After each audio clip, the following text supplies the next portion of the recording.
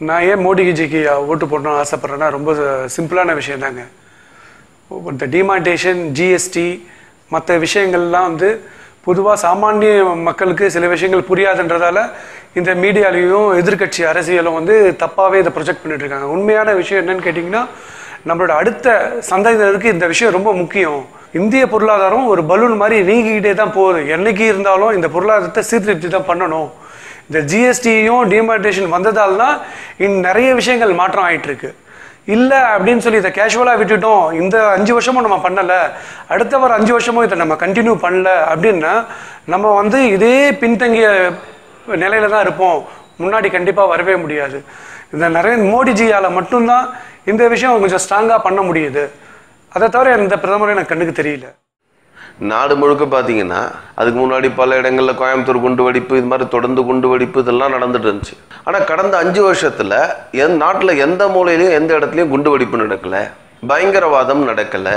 இந்த பயங்கரவாதத்தை கட்டுப்படுத்தி மக்கள் சுதந்திரமாக சுகமாக வாழ்வதற்கு ஏற்பாடு செஞ்சது அரசாங்கம், இந்த மத்திய அரசாங்கம். 2வது, உலக நாடுகள் முழுக்க இன்னைக்கு இந்தியா மேல ஒரு பெரிய நம்பிக்கையோட திரும்பி பார்க்கக்கூடிய அளவுக்கு இந்தியாவுக்கு ஆதரவா ஒரு சூழ்நிலையை எடுக்கக்கூடிய, தன்னுடைய நிலைப்பாடு எடுக்கக்கூடிய அளவுக்கு மாறி இருக்காங்க.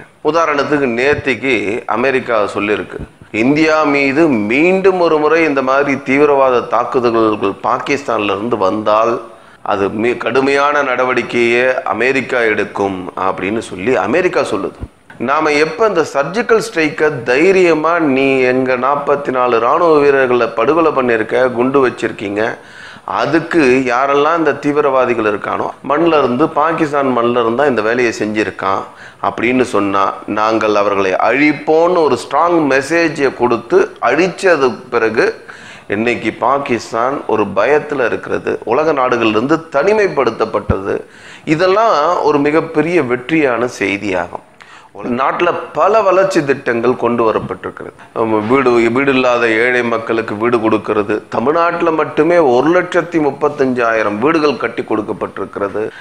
உலக பொதுமறைன்னு சொல்லக்கூடிய திருவள்ளுவருடைய திருக்குறளை மகாராஷ்டிராவில், யூபியில், ஜார்க்கண்டில், இப்படி எல்லா மாநிலங்கள்லையும் பாடத்திட்டத்தில் கொண்டு வந்திருக்காங்க. பாரதியாரையும் திருவள்ளுவரையும் இந்த நாடு முழுக்க தெரிய வச்சிருக்கக்கூடிய வேலையை இந்த மத்திய அரசாங்கம் செஞ்சிருக்கு. தமிழ்நாட்டில் இருக்கக்கூடிய விமான நிலையத்தில் தமிழில் அறிவிப்பு சொல்லக்கூடிய அறிவிக்கணும் அப்படிங்கிறத அறிவிக்கையாக வெளியிட்டிருக்காங்க, சொல்லியிருக்காங்க, செஞ்சும் இருக்காங்க. அதே மாதிரி நாடு முழுக்க கடந்த 60 ஆண்டுகளில் காங்கிரஸ் ஆட்சி செஞ்சதுங்க.